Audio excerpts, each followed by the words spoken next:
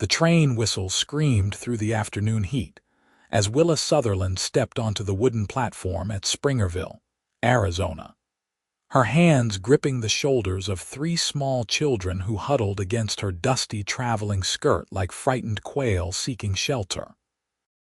It was August 1882, and the desert sun beat down mercilessly on the small town that seemed to consist of little more than a dozen weathered buildings and endless stretches of scrubland, dotted with juniper and pine.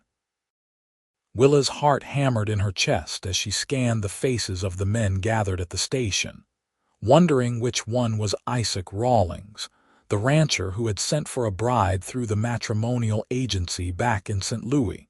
She had not told him about the children. How could she have? The agency had been explicit that most men seeking wives wanted a fresh start, not a woman already burdened with responsibilities. But after her sister Margaret died of typhoid fever 6 months ago, leaving behind 7-year-old Samuel, 5-year-old Dorothy, and 3-year-old Benjamin, Willa had no choice. The orphanage would have separated them, and she had promised Margaret with her dying breath that she would keep the children together. So she had answered Isaac Rawlings' advertisement, sent her photograph, and received a train ticket and a brief letter saying he would meet her at the station on August 15th. Now, as the children pressed closer to her legs, she felt the full weight of her deception settling on her shoulders like a yoke. The platform had cleared of most passengers, and only a handful of locals remained, watching the newcomers with undisguised curiosity. Willa smoothed her brown traveling dress and adjusted the bonnet that had slipped during the long journey, then bent down to whisper encouragement to the children. "Remember what I told you," she said softly. "Best behavior and stay close to me." Samuel, with his serious dark eyes and too solemn face for a boy his age, nodded gravely. Dorothy clutched a cloth doll that had seen better days, her thumb firmly planted in her mouth despite Willa's attempts to break the habit. Benjamin simply stared up at her with the trust only a 3-year-old could manage, his chubby hand tangled in her skirt. A tall figure emerged from the shade of the station building, and Willa's breath caught. The man was broad-shouldered and lean, with sun-darkened skin and light brown hair that touched his collar. He wore dusty work clothes, scuffed boots, and a wide-brimmed hat that shadowed his face until he removed it as he approached. His eyes were a striking shade of blue-gray, like storm clouds gathering on the horizon, and his jaw was strong beneath a few days' growth of beard. He looked to be in his late 20s, perhaps 30 at most, and carried himself with the easy confidence of a man accustomed to hard work and honest living. "Miss Sutherland." His voice was deep and surprisingly gentle for such a large man. "Yes." Willa forced herself to meet his gaze, though her knees felt weak. "Mr. Rawlings, Isaac, please." He glanced down at the children, and Willa saw his expression shift through surprise, confusion, and something that might have been disappointment. The silence stretched between them like a rope pulled taut. "I did not realize you had children." "They are my sisters," Willa said quickly, her words tumbling over each other. "She died 6 months ago. I am their only family." "I know I should have told you, and I understand if you want to send us back on the next train. I will not hold you to any obligation, but I could not leave them behind, Mr. Rawlings. I promised their mother I would keep them together, and I would rather scrub floors in a boarding house with them by my side than live in comfort without them." She held her chin high as she spoke, though her hands trembled. She had prepared this speech during the long train journey, practicing the words until they felt smooth on her tongue. But now, they sounded desperate and foolish to her own ears. Isaac Rawlings stood silent, his hat turning slowly in his hands as he studied the small group before him. Then, to Willa's utter astonishment, He did something she had not expected. He lowered himself to one knee in the dust of the platform, bringing himself to eye level with the children. His movements were deliberate and careful, like a man approaching a nervous horse. "Well now," he said, his voice carrying that same gentle quality that had surprised her. "Seems like I should introduce myself proper." He extended his large, calloused hand to Samuel. "I am Isaac Rawlings, and I am very pleased to make your acquaintance, young man." Samuel hesitated, glancing up at Willa for permission. When she nodded, he reached out and shook Isaac's hand with all the seriousness a 7-year-old could muster. "Samuel Sutherland, sir." "A fine, strong handshake, Samuel. I can tell you are a gentleman."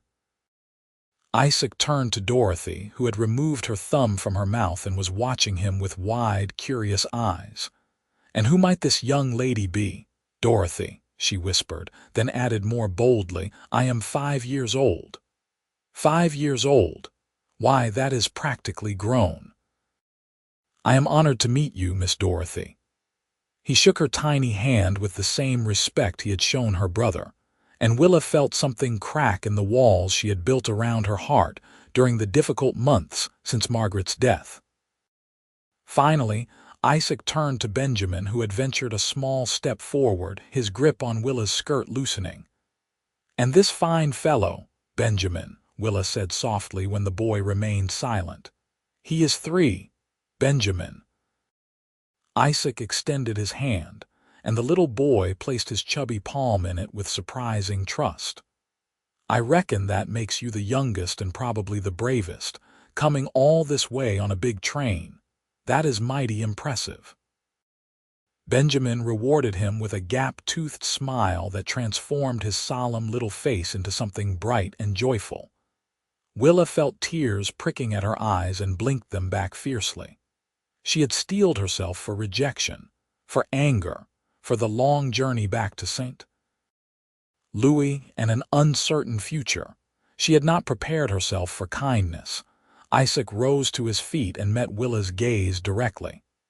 "I reckon we should talk plainly, Miss Sutherland. You are right that you should have told me about the children, and I will not pretend I was not caught by surprise just now. But I can see you are in a difficult position, and I am not the kind of man who turns away someone in need, especially not children who have already lost their mother. My ranch has plenty of room, and I could use help managing the household. If you are willing to give this arrangement an honest try, then I am too." "You mean we can stay?" The words came out barely above a whisper. "I mean we can see how things go. I will not lie to you and say this will be easy. Ranch life is hard, especially out here where water is scarce and the nearest town is just this small place. But I am a fair man, and I keep my word. I sent for a wife because I am tired of living alone, and I am willing to see if we might suit each other.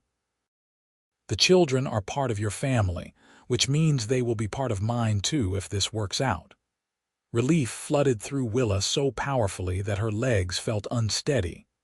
"Thank you, Mr. Rawlings. Isaac, I promise you will not regret this. I am a hard worker, and I know how to manage a household.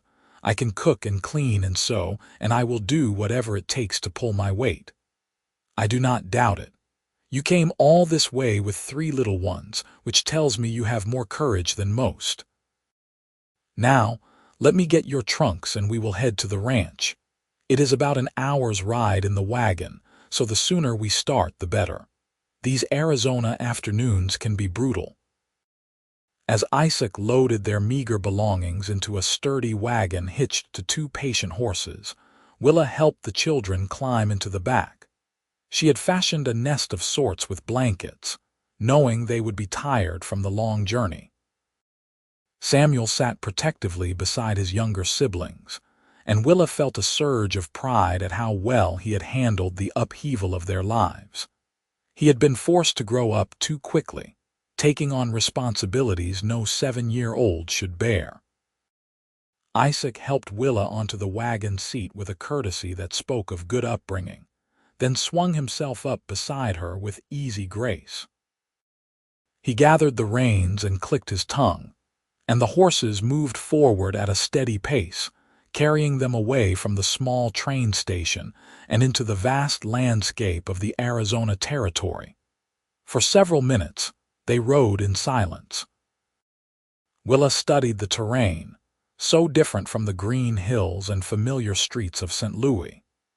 Here, everything seemed painted in shades of gold and brown, with sparse vegetation clinging to life despite the unforgiving heat. Mountains rose in the distance, their peaks sharp against the brilliant blue sky. Hawks circled lazily overhead, riding the thermal currents, and the air smelled of dust and sage and something wild she could not name. "It is beautiful," she said finally, surprising herself with the truth of it. "Different from anything I have known, but beautiful." Isaac glanced at her, and she caught the hint of a smile at the corner of his mouth. "Most folks from back east think it is just empty desert. I am glad you can see past that. This land gets in your blood if you let it. The territory can be harsh, but there is something honest about it. It does not pretend to be anything other than what it is. How long have you been here? 10 years, give or take. I came out from Kansas after my father died and left me enough money to start fresh. Bought the ranch from a man who wanted to try his luck in California. It was not much then, just a few head of cattle and a cabin that leaked when it rained. But I have built it up slow and steady. Now I have about 200 head of cattle, a decent house, a good barn, and enough water rights to keep everything going. Do you manage it all yourself?" Willa could not imagine the work required to maintain such an operation. "I have 2 hands who help with the cattle, Miguel and Tom. Good men, both of them. Miguel has been with me for 5 years and Tom for 3. They have their own quarters in the bunkhouse, so you will not need to worry about cooking for them except during roundup and branding season. Miguel's wife, Rosa, lives in town, and she comes out once a week to help with laundry and heavy cleaning, but she has been wanting to spend more time with her grandchildren. I imagine you can take over most of her duties if you are willing." "Of course. I am grateful for the opportunity." Isaac turned to study her more closely, his eyes searching her face. "Can I ask you something direct, Miss Sutherland? Willa, please. And yes, you can ask. Why did you decide to become a mail-order bride? A woman like you, pretty and clearly educated, must have had opportunities back in St. Louis." Willa felt heat rise to her cheeks at the unexpected compliment. "After my sister died, I found myself in a difficult position. My parents passed away years ago, and I had been working as a seamstress to support myself. When I took in the children, I could no longer keep up with my work. The landlord threatened to evict us, and I knew I could not provide for 3 children on my own. I saw your advertisement in the paper, and it seemed like the answer to my prayers. A fresh start in a new place where we could build a life together. That took a lot of courage, or desperation." She smiled wryly. "I am not sure there is much difference sometimes. Maybe not. But desperation without courage just leads to giving up. You did not give up. That matters." They fell into a more comfortable silence after that, and Willa found herself relaxing slightly. Isaac seemed like a decent man. Nothing like the gruff, uncouth character she had half feared based on the terse letters they had exchanged. He handled the horses with competent ease, and she noticed the way he occasionally glanced back to check on the children, making sure they were comfortable in their nest of blankets. The landscape slowly changed as they traveled, becoming slightly more verdant with cottonwood trees marking the presence of a creek. Isaac turned the wagon onto a rough track that led through a shallow valley, and after another 10 minutes, buildings came into view.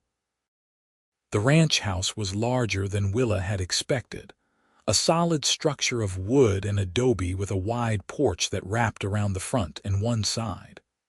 A barn stood nearby, along with several outbuildings she could not identify. Corrals held horses and cattle, and the whole place had an air of orderly industry that pleased her. "Welcome to the Rawlings ranch," Isaac said, pulling the wagon to a stop near the house. "It is not fancy, but it is sound and sturdy." Willa climbed down before he could help her, eager to see her new home. The children tumbled from the back of the wagon, their earlier tiredness forgotten in the excitement of exploring new territory. Samuel immediately gravitated toward the corrals, fascinated by the horses, while Dorothy chased after a barn cat that had emerged from the shadows. "Let me show you inside," Isaac said, lifting their trunks as if they weighed nothing.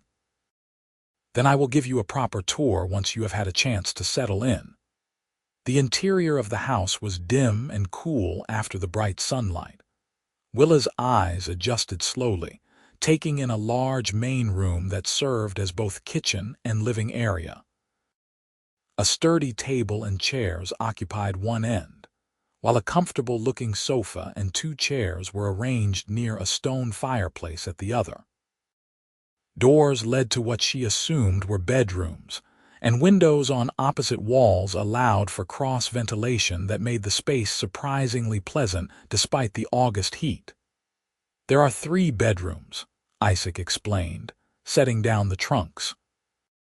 "I have been using the largest one, but I figured you and the children might want it since there is more space. I can move my things to the smaller room. Or," he paused, looking slightly uncomfortable, "we could discuss other arrangements. I want you to feel comfortable here, Willa. I know this situation is unusual, and I do not expect anything beyond what you are willing to give." Willa appreciated his directness and the respect underlying his words. "Thank you, Isaac. I think it would be best if we take things slowly. Perhaps the children and I can share the large room for now, and we can see how things develop between us." That seemed sensible. He looked relieved that she had not been offended by the awkwardness of the conversation. "I will get the rest of your things from the wagon, and then I need to check on some work in the south pasture. Make yourself at home, and if you need anything, Miguel or Tom should be around somewhere." After Isaac left, Willa stood in the center of the main room and allowed herself a moment to simply breathe. They had made it. Against all odds, they had found a place where they might build a new life. The house was clean, if sparse, and she could already see ways to make it more comfortable. Curtains for the windows, perhaps, and some cushions for the chairs. She had brought her sewing supplies, and there would be time in the evenings to work on small projects that would transform this bachelor dwelling into a proper home. The children burst through the door, their faces flushed with excitement. "Aunt Willa, there are chickens," Dorothy announced. "Can we gather the eggs?" "Not right now, sweetheart. We need to unpack and get settled first. Come see our room."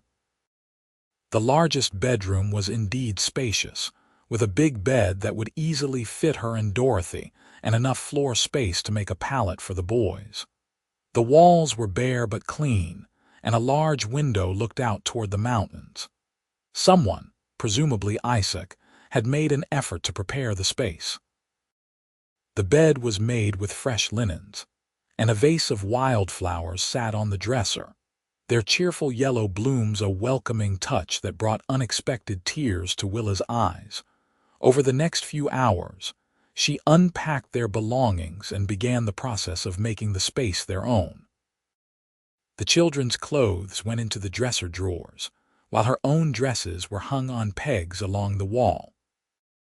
She arranged their few precious possessions on the windowsill. Margaret's Bible, a small music box that had belonged to their mother, and a photograph of the children with their parents taken before the fever struck.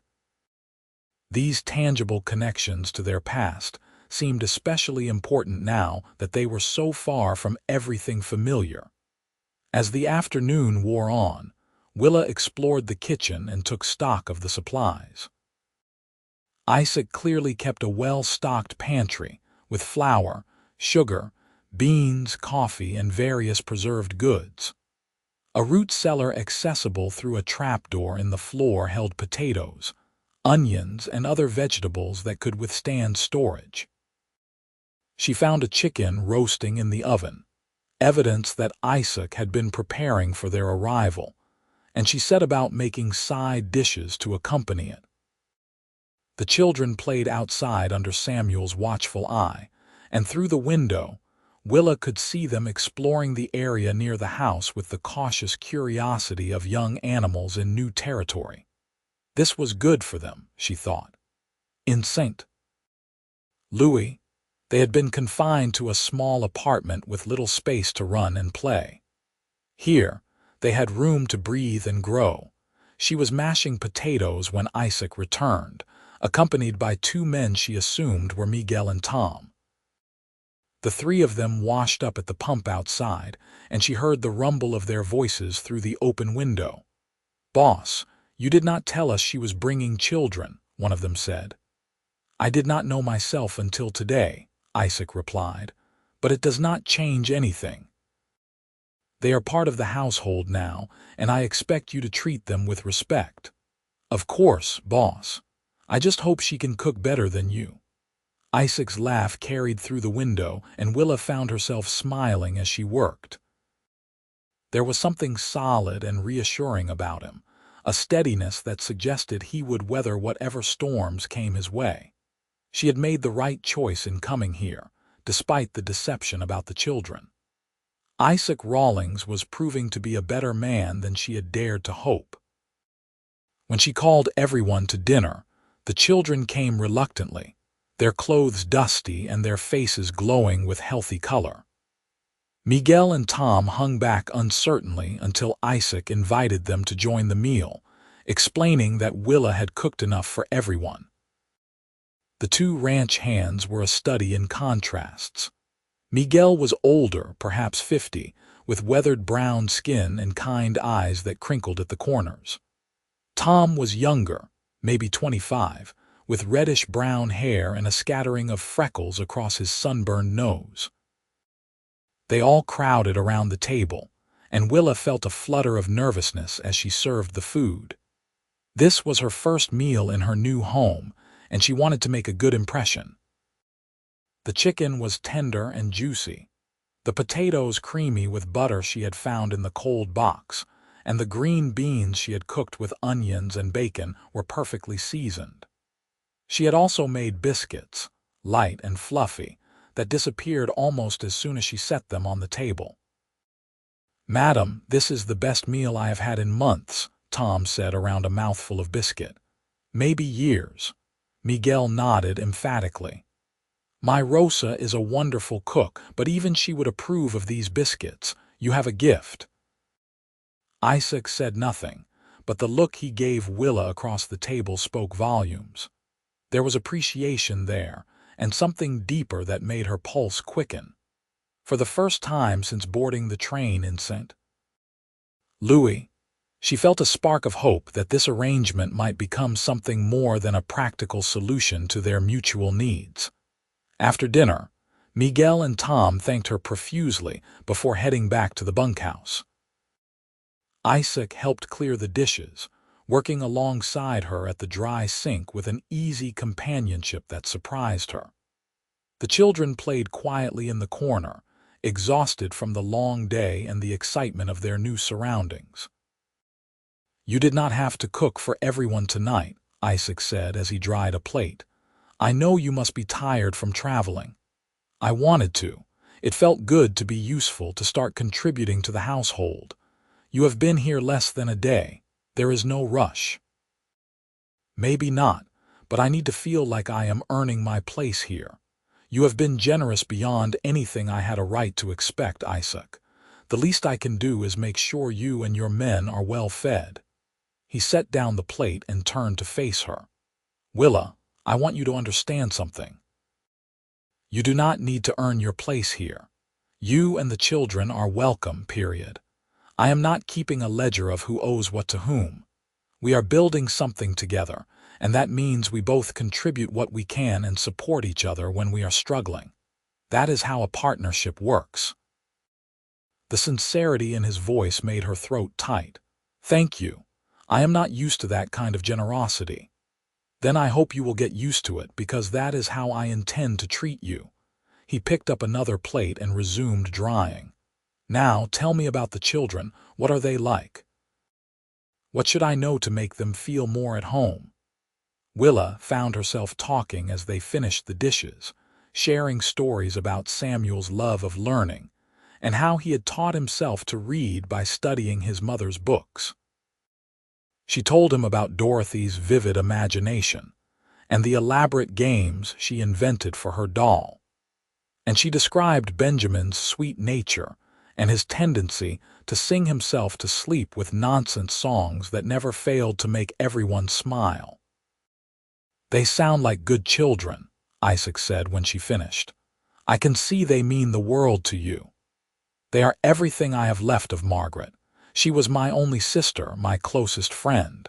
Losing her nearly broke me, but taking care of her children gave me a reason to keep going." "I am sorry for your loss. Losing family is hard. Did you lose someone?" Isaac was quiet for a long moment, staring out the window at the darkening sky. "My mother died when I was 12, then my father about 10 years ago.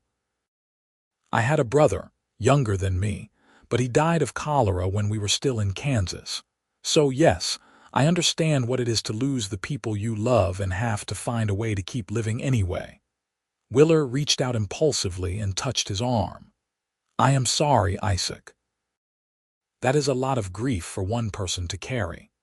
He covered her hand with his own, the gesture gentle and surprisingly intimate. "We all carry grief in one form or another. It is what we do with it that matters. You chose to honor your sister by protecting her children. That is something to be proud of." They stood there for a moment, hands touching, the connection between them deepening in ways that had nothing to do with the practical arrangement that had brought them together. Then Benjamin called out sleepily from the corner, breaking the spell, and Willa moved to gather the children for bed. Isaac showed her where he kept extra blankets and helped her fashion palettes for the boys on the floor beside the big bed. The children were asleep almost before their heads touched the pillows, worn out by the emotions and exertion of the day. Willa tucked them in with practiced efficiency, then stood looking down at their peaceful faces. "They are lucky to have you," Isaac said softly from the doorway. "I am lucky to have them. They saved me as much as I saved them. Still, not every woman would have taken on the responsibility of raising someone else's children. It speaks to your character." Willa turned to find him watching her with an expression she could not quite read. "What about you, Isaac? Not every man would have agreed to let us stay after learning about the children. That speaks to your character too. I suppose we will have to see if our characters suit each other well enough to build a life together." He smiled slightly. "Get some rest, Willa. Tomorrow I will show you around the ranch properly, and we can start figuring out how this is all going to work." After he left, closing the door softly behind him, Willa changed into her nightgown and slipped into bed beside Dorothy. The little girl murmured in her sleep and curled against Willa's side, seeking comfort even in her dreams. Lying there in the darkness of a strange room in a strange land, Willa found herself thinking about Isaac Rawlings and the unexpected kindness he had shown them. She had come to Arizona expecting nothing more than a business arrangement, a marriage of convenience that would provide security for the children and help for a lonely rancher. But Isaac was proving to be more than she had bargained for, and she could not help wondering if perhaps fate had brought her to exactly the right place at exactly the right time. The next morning dawned clear and hot, with brilliant sunlight streaming through the bedroom window. Willa woke to find all three children already up and peering out at the ranch yard with eager faces. "Can we go outside, Aunt Willa?" Samuel asked. "I want to see the horses again." "After breakfast. We need to get dressed and help with morning chores first." She had slept surprisingly well despite the unfamiliar surroundings, and she felt more optimistic about their situation than she had in months. After dressing quickly and helping the children with their clothes, she made her way to the kitchen and found Isaac already there, measuring coffee into a pot. "Good morning," he said, looking pleased to see her. "I was going to let you sleep in after your long journey yesterday. I am used to rising early. Let me make breakfast for everyone." "You do not have to do that every day, Willa. I have been managing on my own for years." "I know I do not have to. I want to." She moved past him to assess the kitchen, already planning the meal in her mind. "Besides, you hired me to help manage the household, remember? That includes making sure you and your men have good food to fuel your work." Isaac chuckled and moved aside to let her take over. "I will not argue with you if it means I get to eat your cooking instead of my own."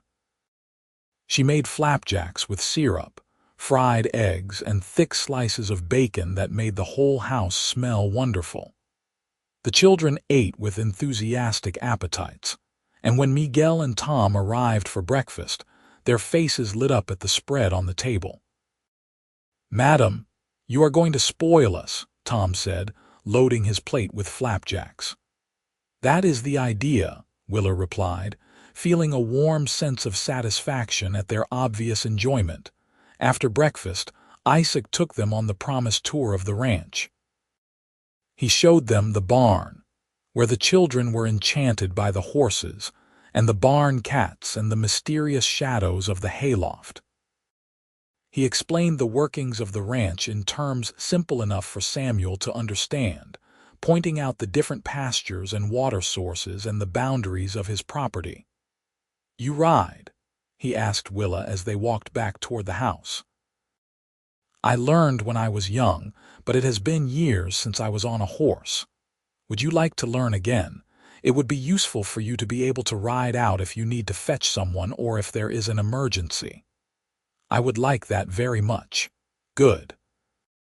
I will find you a gentle mare and start giving you lessons. And maybe Samuel would like to learn too.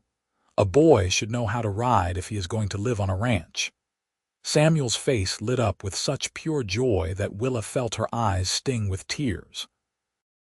Isaac had a gift for knowing exactly the right thing to say, the right way to make each of them feel valued and welcomed. It was a quality she had not expected to find in a man who had lived alone for so long. The days that followed fell into a comfortable rhythm.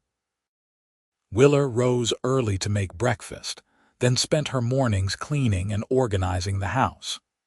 The children helped with small chores appropriate to their ages, and Samuel proved to be surprisingly responsible for a 7-year-old. In the afternoons, when the heat was most oppressive, they stayed indoors where Willa gave them lessons in reading and arithmetic, using Margaret's old books. Isaac was true to his word about the riding lessons. He selected a sweet, tempered bay mare named Daisy for Willa and a patient gelding named Buck for Samuel. At first, Willa was nervous, her muscles remembering falls from childhood, but Isaac was a patient teacher.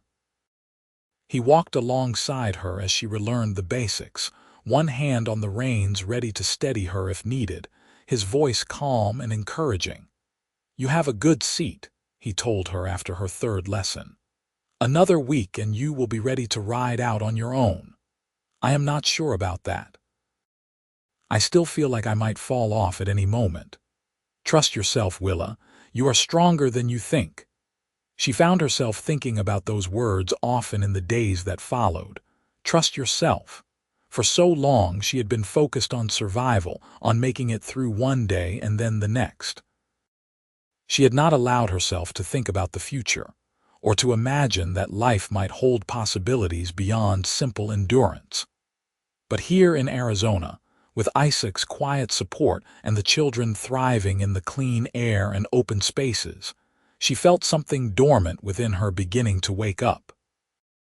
It was not just the physical aspects of ranch life that occupied her time.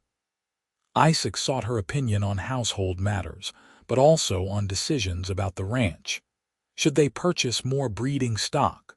Was it worth the expense to repair the windmill or better to dig a new well? He treated her like a partner, not a servant, and Willa found herself rising to meet his expectations. In the evenings, after the children were in bed, she and Isaac would sit on the porch and talk. Sometimes they discussed practical matters, like plans for the upcoming cattle drive or whether they should expand the vegetable garden. But often, their conversations drifted to more personal topics. Isaac told her about his dreams for the ranch, his hopes of building something lasting that he could pass on to future generations. Willa shared her love of literature and her secret ambition to one day write stories of her own. Why is it a secret? Isaac asked one night as they watched the stars emerge in the darkening sky. Because it seems foolish. I am just a seamstress, or I was. What business do I have thinking I could write anything worth reading? The same business anyone has. Stories are not just for educated folks with fancy degrees. Everyone has a story worth telling, Willa, yours more than most. Maybe someday I will be brave enough to try. I hope you will. I would like to read what you write. The simple faith in his words made her chest feel tight with emotion. Isaac had a way of seeing the best in her, of believing in possibilities she had long since abandoned. It was a heady feeling, being valued not just for what she could do, but for who she was as a person. As August gave way to September, the brutal heat eased slightly, though the days were still warm and the nights pleasantly cool. The children had settled in beautifully, their laughter and energy bringing new life to the ranch. Samuel had become Isaac's shadow, following him around and absorbing information like a sponge. Dorothy had claimed a corner of the porch for her doll's house, and Benjamin had attached himself firmly to a patient old dog named Rufus, who had adopted the little boy as his special charge. Willa's feelings for Isaac deepened with each passing day. She noticed the way his face softened when he looked at the children, the patience he showed when Samuel asked endless questions, the gentle way he teased Dorothy until she giggled. She admired his work ethic and his fairness with his employees, and the quiet pride he took in the ranch he had built from almost nothing. And she found herself acutely aware of his physical presence, the way her pulse quickened when his hand accidentally brushed hers, the warmth that spread through her when he smiled at something she said. It was Dorothy who finally forced the issue between them. One evening in late September, as they all sat around the dinner table, the little girl looked between Isaac and Willa with her head tilted thoughtfully. "Aunt Willa, is Mr. Isaac going to be our uncle now?" she asked with the blunt curiosity of a 5-year-old. The question hung in the air like smoke. Willa felt her face flush hot, and she carefully did not look at Isaac. "That is a complicated question, sweetheart." "Why is it complicated? You are going to get married, are not you? That is what Maria's mama told her at church last week. She said you came here to marry Mr. Isaac." Samuel was watching them both with those two wise eyes, and even Benjamin seemed aware that something important was happening. "Dorothy, that is not polite dinner conversation," Willa managed, her voice strained. "But I want to know." "I like Mr. Isaac. I think he would be a good uncle." Isaac cleared his throat, and Willa finally dared to glance at him. His expression was serious but not uncomfortable. "Miss Dorothy, I think that is something your Aunt Willa and I need to discuss between ourselves first. But I appreciate your vote of confidence." "Does that mean yes?" "It means we will see." "Now, who wants seconds on the apple cobbler?" The distraction worked with Benjamin and Dorothy, but Samuel continued to watch them thoughtfully throughout the rest of the meal. Later, after the children were in bed, Willa found Isaac on the porch as usual. She sat in her customary chair, acutely aware of the tension between them. "I am sorry about Dorothy's question," she said finally. "She is at that age where she says whatever pops into her head. She just asked what everyone in town is probably wondering. We have been living under the same roof for 6 weeks now, and I imagine there is talk about when we are going to make the arrangement official." Willa's hands twisted in her lap. "And what do you think about that?" Isaac turned to look at her directly. "I think we have been dancing around this long enough. I like you, Willa, more than like you if I am being honest. You are smart and capable and good-hearted, and watching you with those children just makes me respect you more. I would be proud to call you my wife, not just for the sake of appearances, but because I genuinely want to build a life with you." Her heart was hammering so hard she was sure he must hear it. "Isaac, I need to be honest with you too. When I came here, I was looking for security and a home for the children. I did not expect to feel anything beyond gratitude and hopefully friendship. But these past weeks, getting to know you, seeing the kind of man you are, I have found myself feeling things I did not think I would feel again. I care about you. I want this to work between us. Then let us make it official. We can go into town this weekend and find the preacher. Nothing fancy, just a simple ceremony with Miguel and Rosa as witnesses if you like. Then you and I can stop tiptoeing around each other and start building the life we both want. Just like that. Why make it more complicated than it needs to be? We are both adults who know what we want. We get along well, we respect each other, and there is attraction between us even if we have both been too polite to say it out loud. That is more than a lot of married couples start with." Willa felt laughter bubbling up inside her, born of relief and joy and the sheer rightness of his words. "You are very practical, Isaac Rawlings. Ranch life makes you that way. But I promise you, Willa, I will do my best to be a good husband to you and a good guardian to those children. I cannot promise it will always be easy, but I can promise I will always be honest with you and treat you with respect. And I hope that over time, what we have now will grow into something even deeper. I think it already has." The words came out as barely a whisper, but his smile told her he heard. He reached across the space between their chairs and took her hand. His palm was rough with calluses, warm and strong, and the simple contact sent heat racing up her arm. "Is that a yes, then?" "Yes, I will marry you, Isaac." He brought her hand to his lips and pressed a kiss to her knuckles, a gesture so unexpectedly romantic that Willa felt tears sting her eyes. They sat there in the darkness, holding hands and watching the stars wheel overhead, and Willa marveled at how much her life had changed in just 6 short weeks. True to his word, Isaac arranged for them to be married the following Saturday. The ceremony took place in the small church in Springerville, with Miguel and Rosa standing as witnesses and the children fidgeting in the front pew. Willa wore her best dress, a dove-gray silk she had made herself years ago, and Isaac had cleaned up remarkably well in dark trousers and a white shirt that emphasized his broad shoulders. The preacher was an elderly man named Reverend Walsh, who had been ministering to the scattered population of Springerville and the surrounding ranches for more than 20 years. He gave a brief but heartfelt sermon about the sanctity of marriage and the importance of partnership and mutual respect. Then he asked them to join hands and repeat their vows. Isaac's voice was steady as he promised to love and cherish Willa for all the days of his life. When it was her turn, Willa found her own voice strong and clear, surprising herself with the certainty she felt. This was right. Isaac was right. Against all odds, she had found not just security but a genuine partner in this quiet, capable man.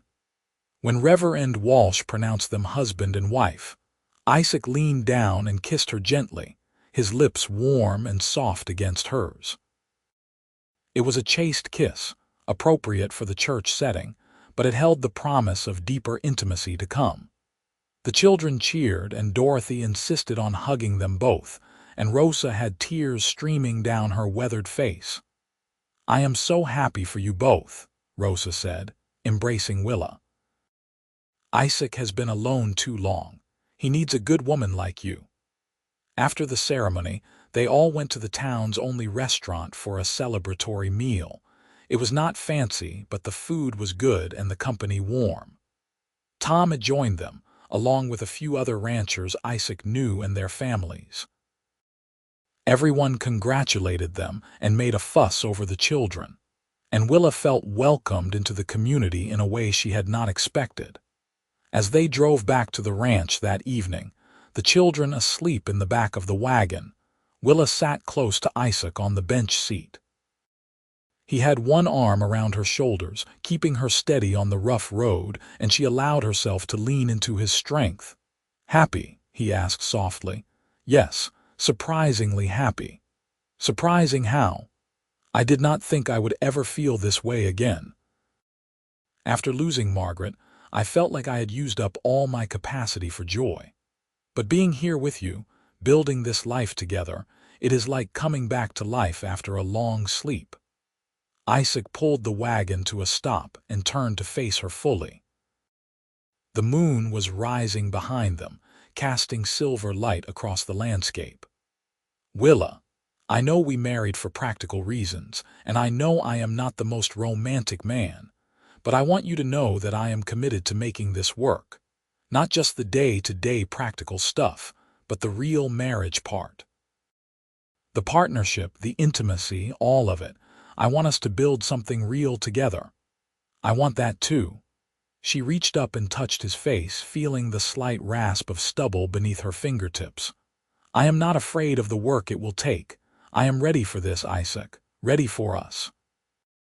He kissed her again, more deeply this time, and Willa felt something fundamental shift inside her.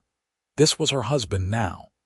This good, decent man who had welcomed her and her sister's children without hesitation. This man who treated her like a partner and made her feel valued and seen. This man whose kiss made her feel things she had thought buried with her youth.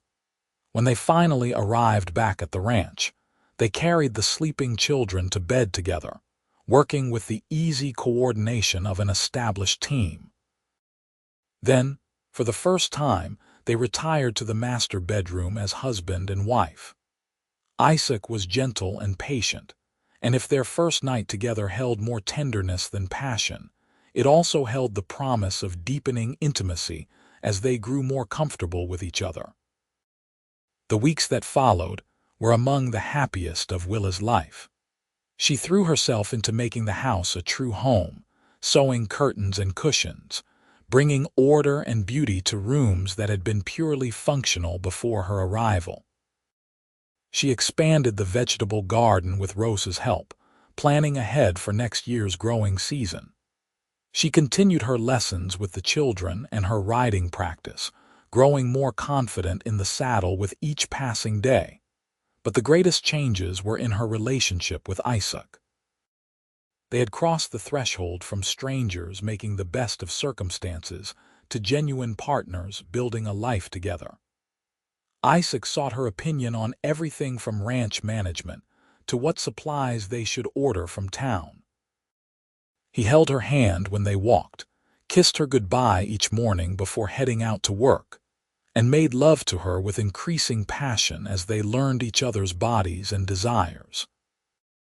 In early November, as the weather turned cooler and the leaves on the cottonwoods blazed gold against the blue sky, Isaac announced his plans for a cattle drive to market in Holbrook.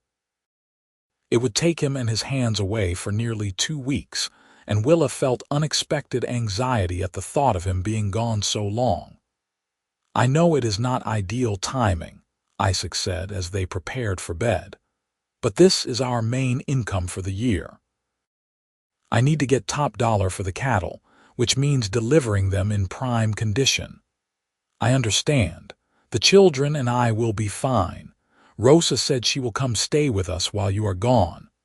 I made sure there is plenty of firewood split, and Miguel stocked the root cellar before he left. Tom is staying back to watch over things, so if you need anything heavy moved or any repairs done, just ask him. We will manage, Isaac, but I will miss you. He pulled her into his arms, his embrace warm and solid. I will miss you too. Coming home to you and the children these past months has been the best part of my day. I am not looking forward to sleeping on the ground under the stars, no matter how beautiful they are. Be safe out there. Always am. I have too much to come home to now to take stupid risks. He left before dawn the next morning with Miguel and 4 other men he had hired for the drive. Willa stood on the porch with the children, watching until the cattle disappeared into the pre-dawn darkness, their lowing and the shouts of the men fading gradually into silence. The days without Isaac felt strange and empty. Willa kept herself busy with projects around the house, and Rosa proved to be wonderful company. The older woman had a wealth of stories about the early days of the Arizona Territory, and she taught Willa techniques for preserving food and managing livestock that would prove invaluable in the years to come. Tom checked on them daily, always polite and respectful. He helped Samuel with his riding lessons and showed Dorothy how to collect eggs without frightening the chickens. Benjamin followed him around like he followed Rufus, and Tom bore the attention with good-natured patience. On the 12th day of Isaac's absence, Willa was hanging laundry when she saw a dust cloud approaching from the east.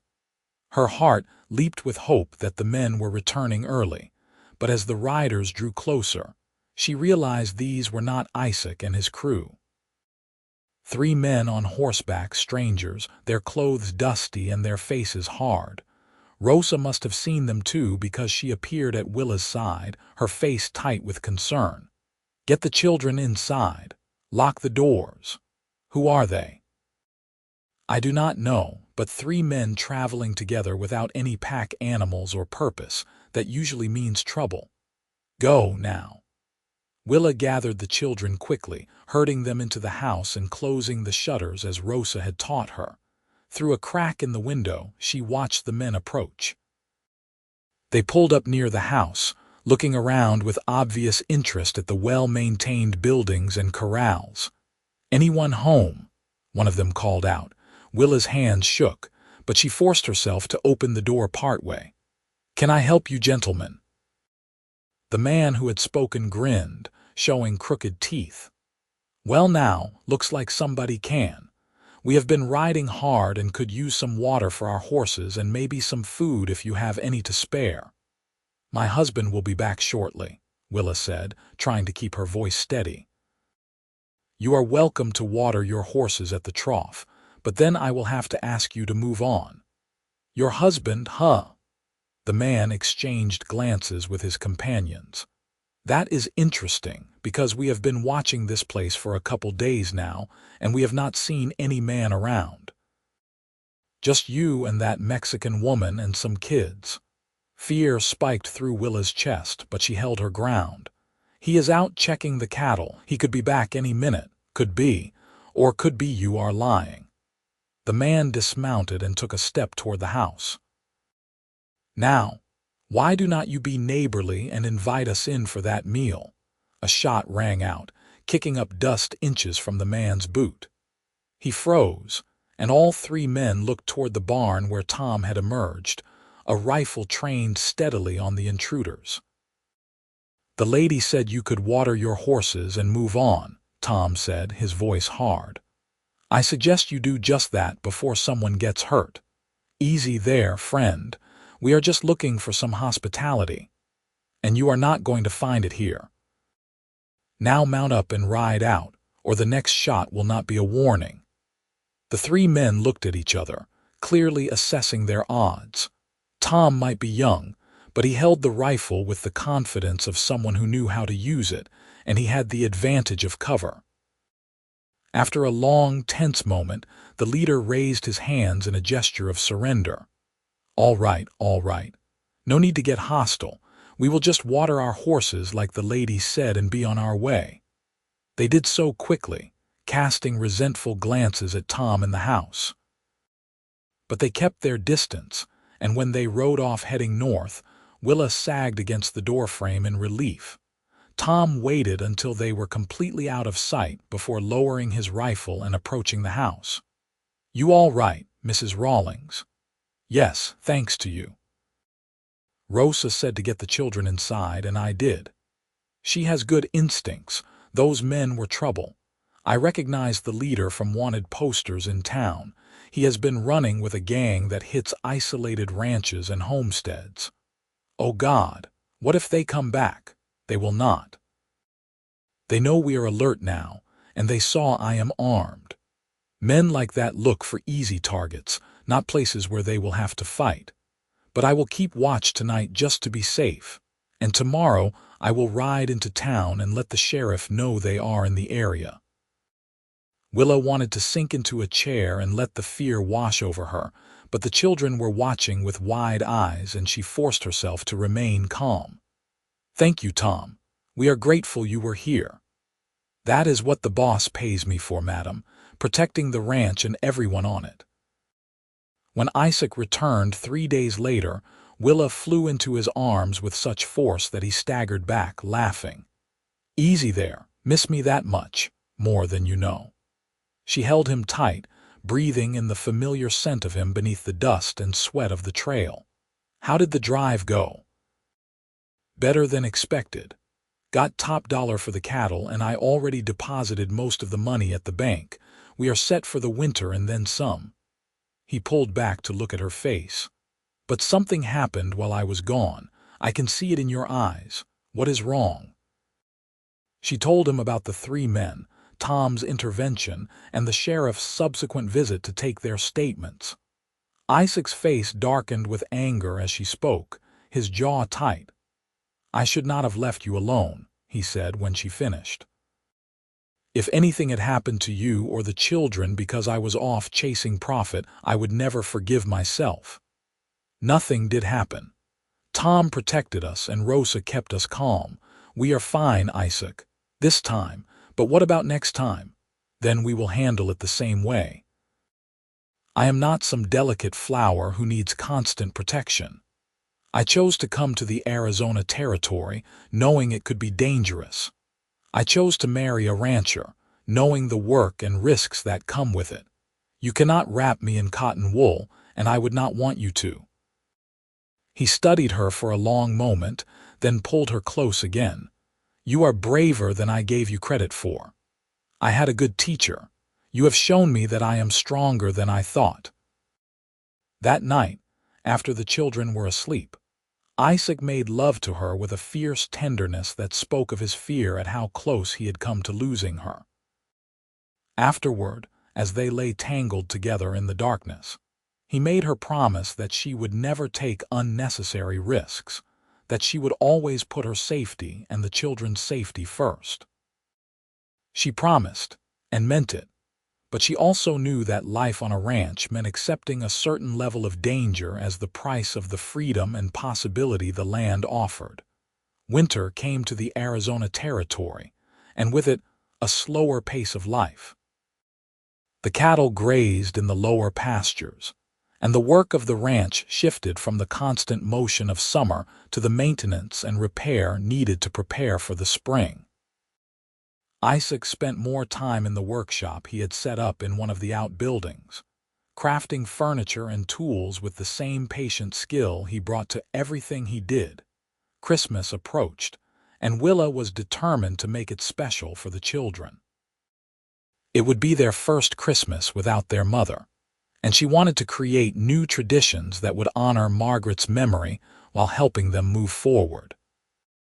She spent evenings sewing new clothes for each of them, creating a rag doll for Dorothy, a wooden horse Isaac had carved for Benjamin, and a real leather saddle bag for Samuel's lessons on Christmas Eve. Isaac surprised them by bringing home a small pine tree he had cut from the mountains. Together, they decorated it with strings of popcorn and paper ornaments the children made. Rosa had taught Willa to make traditional Mexican pastries, and the house filled with the scents of cinnamon and sugar and pine. As they sat around the fire that night, the children's faces glowing in the flickering light, Isaac reached over and took Willa's hand. "This is what I dreamed of when I sent that advertisement to the matrimonial agency. Not just a wife, but a real family. A house filled with laughter and love. You have given me that, Willa. You and these children have made this house a home. We have given each other that," she corrected softly. "You opened your heart and your home to us when you had every right to send us back on that train. You have been patient and kind and generous, and you have shown me what a true partnership looks like. I never expected to find this kind of happiness, Isaac, but here we are." He leaned over and kissed her, heedless of the children watching with giggles and exaggerated disgust. When he pulled back, his eyes were bright. "Here we are indeed, and I cannot wait to see what the future brings." Spring arrived early in 1883, and with it came a flurry of activity on the ranch. New calves were born, requiring constant vigilance against predators and illness. The vegetable garden needed to be prepared and planted. Fences required mending after the winter storms. Isaac hired 2 additional seasonal workers to help with the increased workload, and the ranch hummed with productive energy. Samuel was growing like a weed, his legs getting longer and his face losing the roundness of early childhood. He spent every spare moment with Isaac, learning about cattle and horses and the 100 small skills required to run a successful ranch. Dorothy had started attending the small school in Springerville, riding in with Rosa twice a week and coming home filled with stories about her new friends. Even Benjamin was growing more independent, following Tom around and trying to help with age-appropriate chores. Willa had never been happier. She had found her rhythm in the ranch routine, her days filled with purposeful work and her nights with the warmth of Isaac's love. She had started writing in the evenings, capturing stories of their daily life and the characters she met in town. Isaac read her work with genuine interest and encouraged her to keep going, even when she doubted her abilities. In May, Willa realized her monthly courses had not come. At first, she attributed it to the physical demands of ranch life, but when a second month passed with no sign of bleeding, she allowed herself to hope. She waited another 2 weeks, wanting to be certain before saying anything, but when the nausea started in the mornings and her breasts grew tender, she knew. She was carrying Isaac's child. The knowledge filled her with a complex mix of joy and anxiety. She was 32 years old, not ancient but not young for a first pregnancy. And yet, she could not help the fierce gladness that surged through her at the thought of giving Isaac a child of his own, of expanding their family beyond the children she had brought with her. She told him one evening in June, after the children were asleep, and they were sitting on the porch watching the stars emerge. He had been talking about his plans for expanding the herd next year, but she could not wait another moment to share her news. "Isaac, I have something to tell you." Something in her tone made him turn to look at her closely. "Is everything all right?" "Everything is wonderful. I am going to have a baby. We are going to have a baby." For a long moment he simply stared at her, his expression unreadable. Then his face broke into the widest smile she had ever seen from him. "Truly? Willa, are you certain?" "As certain as I can be without seeing a doctor, but I know the signs and I am very sure." He pulled her into his arms, holding her so tightly she could barely breathe. When he finally loosened his grip, she saw tears on his cheeks. "I never dared to hope for this, for any of this. A wife, a family, and now a child of our own. You have given me everything I ever wanted, Willa." "We have given it to each other," she said again, cupping his face in her hands. "I love you, Isaac. I think I have loved you since the day you knelt in the dust and shook hands with 3 scared children, treating them like they mattered when you had every right to be angry with me for deceiving you. I love you too, more than I knew was possible. You are my partner, my best friend, and the love of my life, and now you are giving me a child." He kissed her tenderly, then moved his hand to rest gently on her still flat belly. "When? I think sometime in late January or early February, based on my calculations. A winter baby. We will need to make sure we have plenty of firewood and supplies laid in." He was already planning, his mind jumping ahead to what would be needed. "And we should probably get Dr. Harrison to come out from Holbrook to check on you regularly. I want to make sure you and the baby are healthy." "Isaac, women have been having babies for thousands of years without doctors hovering over them. I am strong and healthy, and Rosa has delivered plenty of babies. I will be fine. Probably. But let me worry anyway. It is my first child, and I intend to fuss over you whether you like it or not." Willa laughed and settled back against his chest, letting him wrap his arms around her. They sat there in comfortable silence, watching the night deepen around them, both imagining the future that stretched ahead. When they told the children the next morning, reactions were mixed. Samuel seemed uncertain, old enough to understand what was happening, but not sure how he felt about a new baby joining the family. Dorothy was thrilled, immediately announcing her intention to be the best big sister ever. Benjamin, at 4 years old, was mostly confused but willing to go along with everyone else's excitement. The pregnancy progressed smoothly through the hot summer months. Willa continued to work around the ranch, though Isaac and Tom both tried to limit her more strenuous activities. She ignored them for the most part, knowing her body's capabilities better than they did. By autumn, her belly was swelling noticeably, and she had to let out the seams on her dresses. The children had fully embraced the idea of a new baby by then. Samuel read aloud from books about infant care, determined to be prepared. Dorothy helped Willa sew tiny clothes and blankets. Benjamin would talk to Willa's belly, telling the baby stories and singing the nonsense songs that had once helped him fall asleep. Isaac was constantly solicitous, making sure she did not lift anything heavy or spend too long on her feet. He would rub her aching back in the evenings and bring her tea when the morning nausea made it hard to keep food down. His tenderness never failed to move her, this big, capable man treating her like precious glass. By December, Willa was large and ungainly, her ankles swollen and her back constantly aching. But she had never felt more content. Their second Christmas together was even better than the first, with the house warm and bright and filled with laughter. Isaac gave her a beautiful rocking chair he had built himself, perfect for nursing the baby when it arrived. "It is too much," she protested, running her hands over the smooth wood. "Nothing is too much for you. I want you to be comfortable when our child is born." "Children," Rosa corrected with a knowing smile. "I have delivered many babies, and I would bet money that you are carrying twins, Willa." "You are much bigger than you should be for a single child." Willa felt her eyes go wide. "Twins?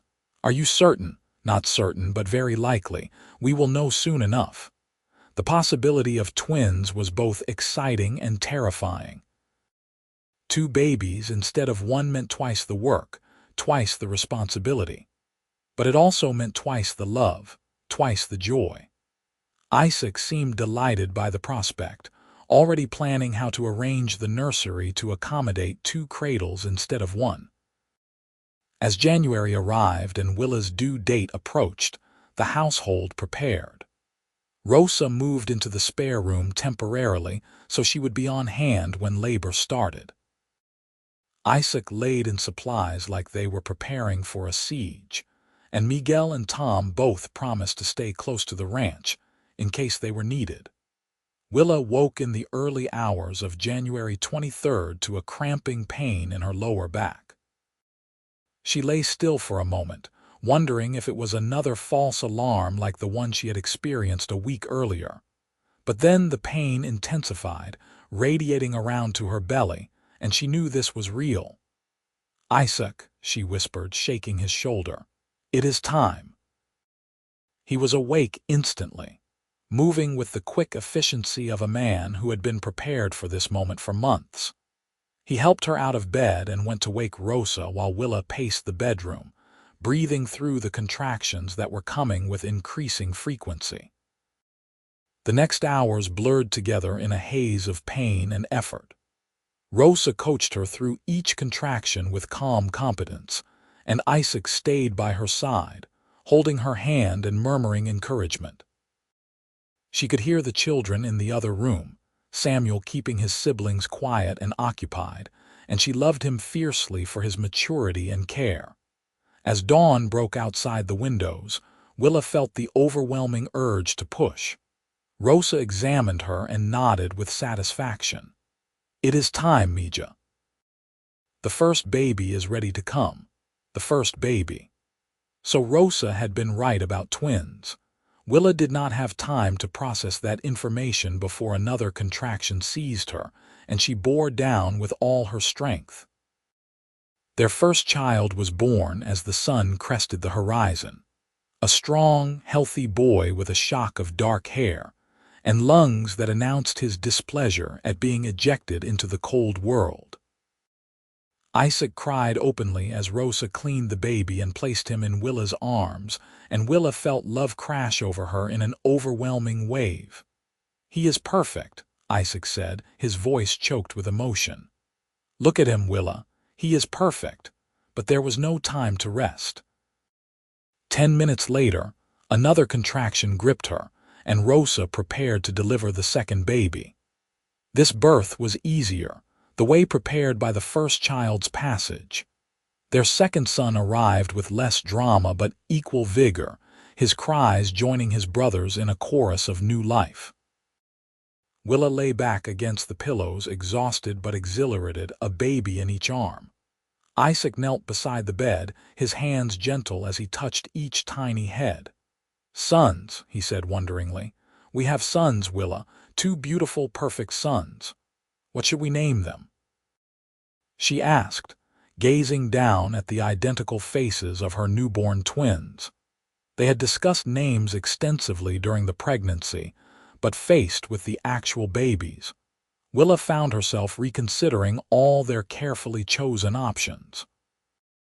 These little ones needed names that would suit the men they would become, names that would serve them well in the rugged territory they would call home. "This one," Isaac said, touching the firstborn's cheek, "should be called Daniel. It means God is my judge, and I want him to grow up knowing that integrity and truth matter more than what other people think. Daniel Rawlings, I like it. And this one," she looked down at the second twin, "could be Nathan. It means gift from God because that is what they both are. Unexpected, precious gifts, Daniel and Nathan, our sons." Isaac leaned down and kissed her forehead. "Thank you, Willa. Thank you for them and for everything you have given me. I love you more than words can express." "I love you too." "Now, should we let the other children meet their new brothers?" Isaac went to fetch Samuel, Dorothy, and Benjamin, who crowded around the bed with wonder-filled eyes. Dorothy was enchanted by the tiny babies, already planning how she would help take care of them. Samuel looked overwhelmed but pleased, his serious face softening as he gazed at his new brothers. Benjamin seemed mostly confused about why there were suddenly 2 crying babies in the house, but he accepted the situation with his usual placid good nature. The weeks following the twins' birth were exhausting and wonderful in equal measure. Willa recovered well from the delivery, and between her and Rosa and Isaac, they managed to keep up with the demands of 2 newborns. The older children helped in their own ways, Samuel fetching diapers and blankets, Dorothy singing lullabies when the babies fussed, and Benjamin offering his favorite toys to his new brothers. Isaac was a devoted father, walking the floor with crying babies in the middle of the night and changing diapers without complaint. Willa would often wake to find him sitting in the rocking chair he had made, a twin cradled in each arm, his face soft with wonder as he watched them sleep. As winter gave way to spring, and then summer, the twins grew from tiny, helpless newborns into chunky, smiling babies who responded to voices and reached for toys. Daniel was the more serious of the two, observing everything with grave attention, while Nathan was quick to smile and laugh at the slightest provocation. Life on the ranch continued its productive rhythm. Isaac hired additional help to compensate for Willa's time devoted to the babies, and the operation continued to thrive. They added to their herd, improved their water systems, and made plans for future expansion. The children all thrived in the open air and wide spaces of the Arizona Territory, growing strong and healthy and secure in the love of their family. On an evening in late August 1884, almost exactly 2 years after Willa had first arrived at the train station in Springerville, she and Isaac sat on the porch as they had so many times before.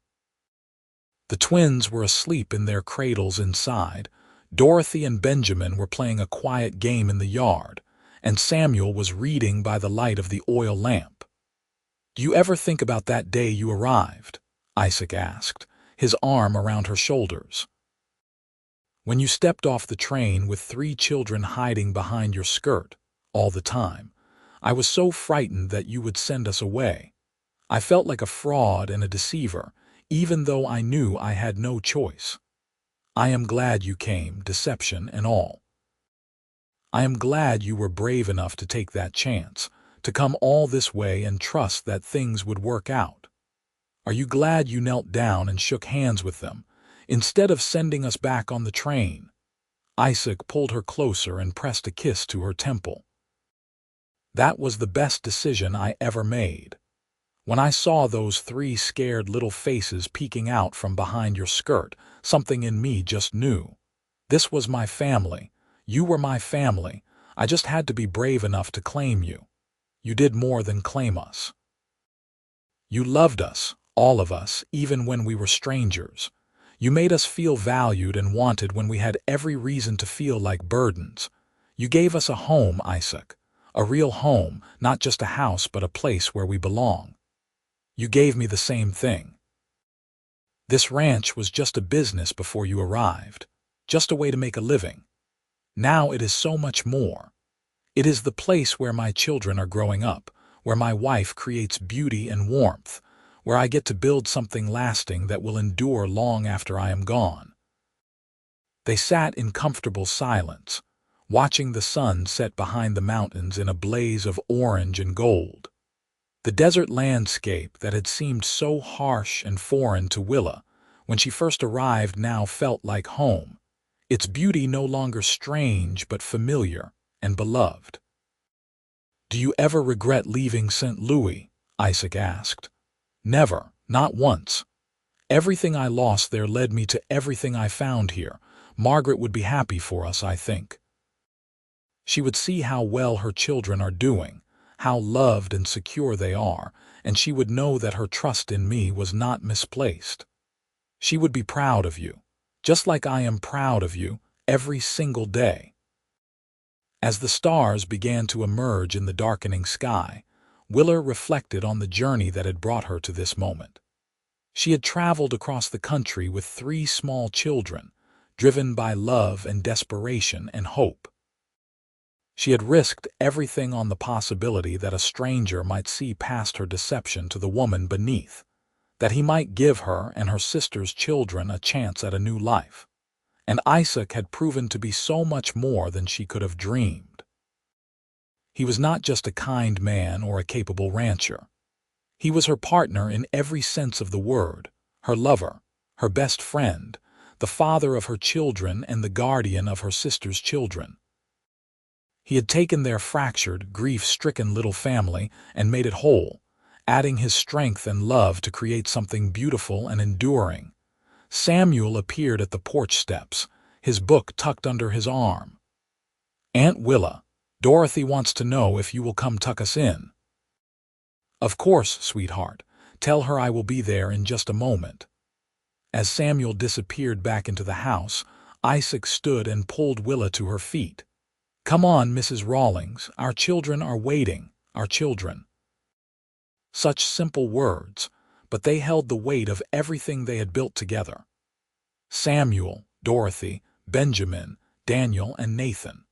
5 children who were loved and wanted and secure, growing up under the vast Arizona sky with 2 parents devoted to their well-being and to each other. Willa and Isaac went inside together, hand in hand, to the evening ritual of tucking in their children. They checked on the twins first, both sleeping peacefully in their cradles. Then they moved to the larger bedroom where the 3 older children were settling down for the night. Dorothy clutched her cloth doll, now joined by a wooden doll Isaac had carved for her last birthday.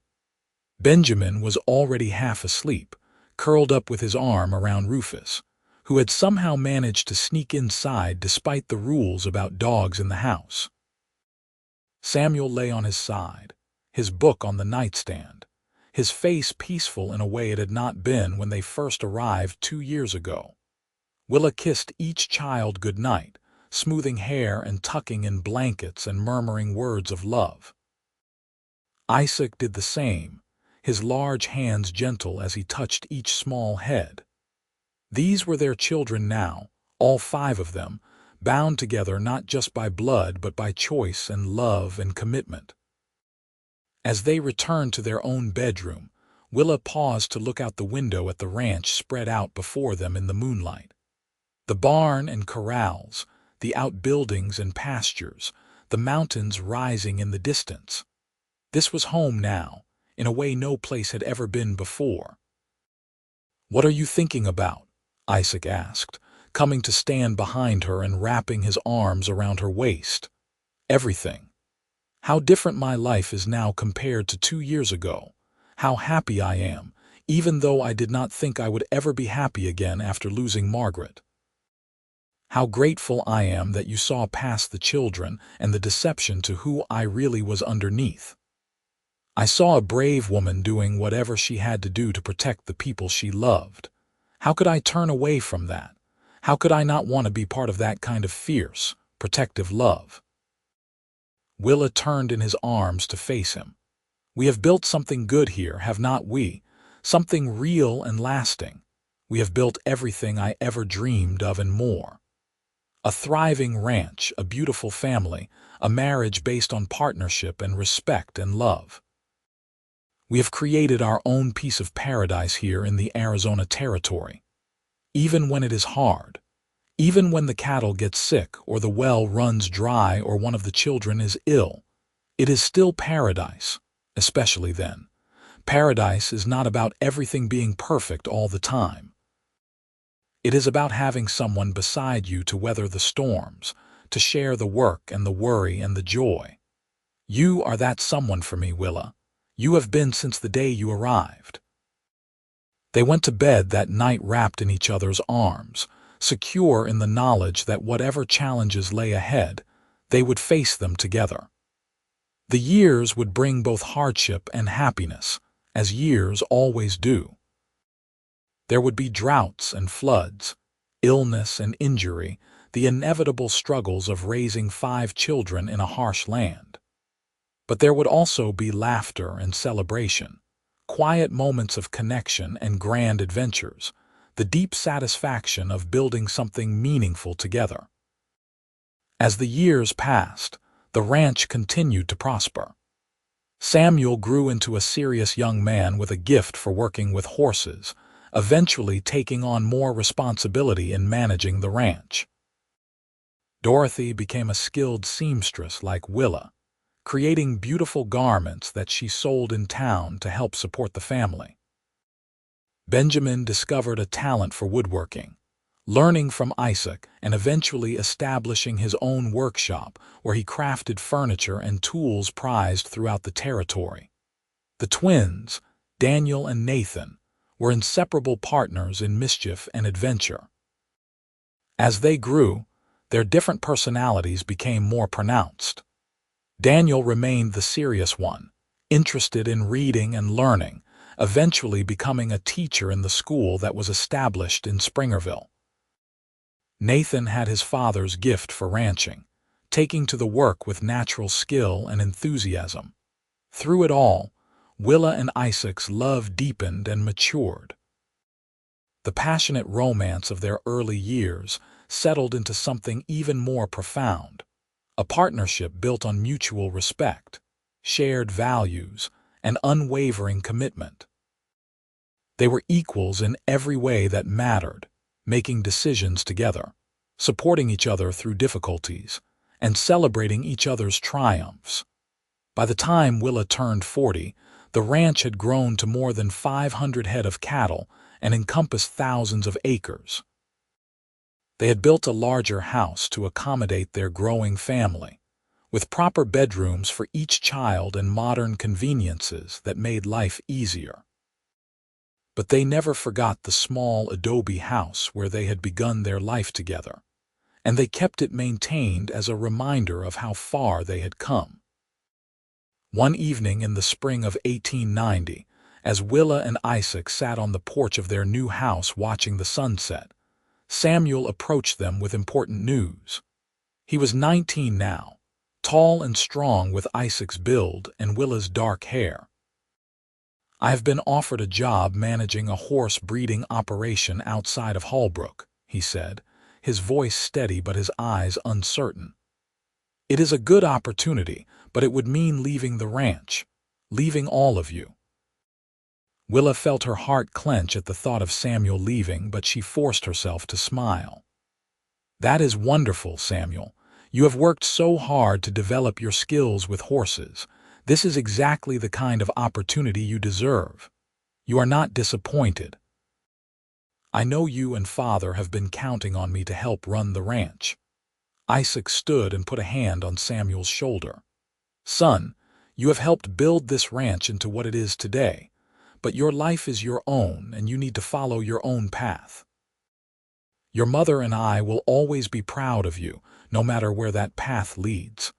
Samuel's eyes filled with tears. "You called me son, because that is what you are. You have been my son since the day I knelt in the dust at that train station and shook your hand. Blood does not make a family, Samuel.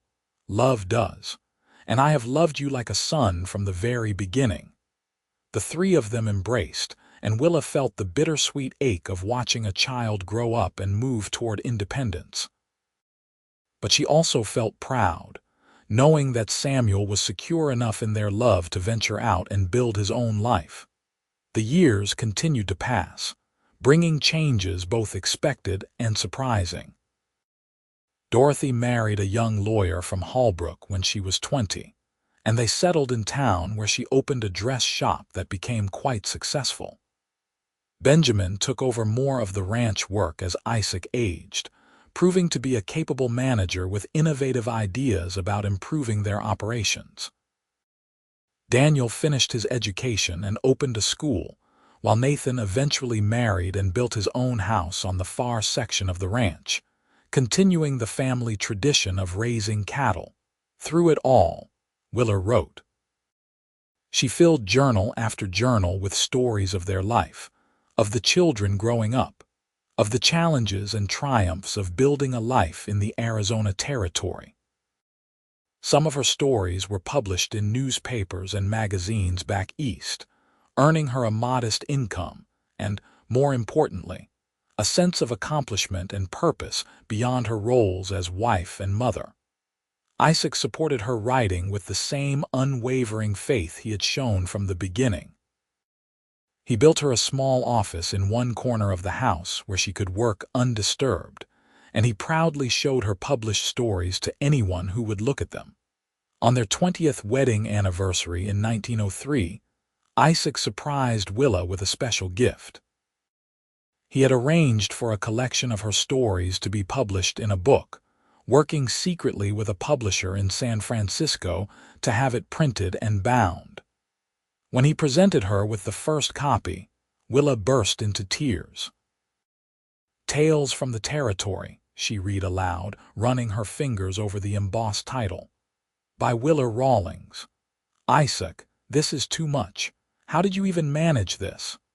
I have been saving your published stories for years, sending them to publishers and literary agents.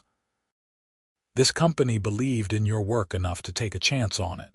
I cannot claim any credit beyond having faith in you, which has always been the easiest thing in the world." The book was a modest success, selling enough copies to warrant a second printing. But for Willa, the real triumph was seeing her words in bound form, knowing that she had created something lasting that would outlive her physical presence in the world. As they entered their 60s, Willa and Isaac gradually stepped back from the day-to-day operation of the ranch, turning over most of the responsibility to Benjamin and Nathan and their families. They spent their time traveling occasionally, visiting their far-flung children and grandchildren, and simply enjoying each other's company after decades of partnership. The ranch had grown into something beyond what either of them had imagined that first day when Willa arrived with 3 frightened children. It was now a thriving operation that employed dozens of people and encompassed thousands of acres. More importantly, it was the foundation for a family that had spread its roots deep into the Arizona territory, creating connections and communities that would last for generations. On a warm evening in May 1911, nearly 29 years after that fateful meeting at the train station, Willa and Isaac sat on their porch watching the sun set. They were both in their 70s now, their hair silver and their bodies marked by the years of hard work. But their love for each other remained as strong as ever, perhaps even stronger for having weathered so many years together.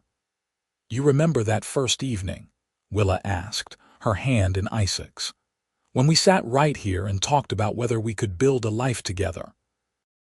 I remember thinking you were the bravest woman I had ever met, and I was terrified that I would somehow fail you and those children. You did not fail us. You gave us everything we needed and more. You gave us love and security and a place to belong. You made us a family." Isaac raised her hand to his lips and kissed it gently. "We made each other a family. That was never just my doing, Willa. You brought as much to this partnership as I did, maybe more. You gave me purpose and joy and a reason to build something that would last beyond my own lifetime." They sat in comfortable silence as the stars emerged, marking the passage of another day in a life filled with thousands of such days. In the house behind them, they could hear the sounds of family gathered for Sunday dinner, as had become their tradition. Benjamin and his wife and children, Nathan and his family, Samuel visiting from Holbrook with his wife and twin daughters, Dorothy and her husband and their 4 children, Daniel and his wife. The house was filled with voices and laughter and life, exactly as it should be. "We did all right, did not we?" Willa said softly. "We did better than all right. We built something beautiful and lasting. We raised 5 wonderful children who have gone on to build their own lives and families. We created a legacy that will continue long after we are gone. I love you, Isaac Rawlings. I have loved you for so many years now that I cannot remember what it felt like not to love you. And I love you, Willa Rawlings. You have been the greatest gift of my life, and I thank God every day that you were brave enough to get on that train, to bring those children west, to take a chance on a lonely rancher who did not even know what he was missing until you arrived." As the evening deepened into night, they remained on the porch, surrounded by the sounds of their family and the vast, star-filled sky of the Arizona territory. This was the life they had built together from courage and faith and love. This was the legacy they would leave behind. This was the happy ending they had written together, one day at a time, for nearly 3 decades. And it was more than either of them had ever dared to hope for when they stood on that train platform so many years ago. Stranger meeting stranger, both searching for something they could not quite name. They had found it in each other, and in the process, they had created something that would endure. A family, a home, a love story that would be told and retold through generations, inspiring others to take chances, to be brave, to believe in the possibility of transformation and redemption. The story that had begun with a mail-order bride arriving with 3 small faces behind her skirt, and a cowboy who knelt and shook each hand, had become something far greater than either of them could have imagined. It had become a testament to the power of kindness, the strength of commitment, and the endless possibilities that open up when 2 people choose to face life as partners. And so they sat together in the warm Arizona night, 2 people who had found each other against the odds and built a life that exceeded their wildest dreams. Behind them, their house glowed with light and echoed with laughter. Before them, the ranch stretched out under the stars, a living legacy of their love and labor. And between them, held in the clasp of their intertwined hands, was everything that truly mattered in this world: love, family, and the knowledge that they had lived well and fully together.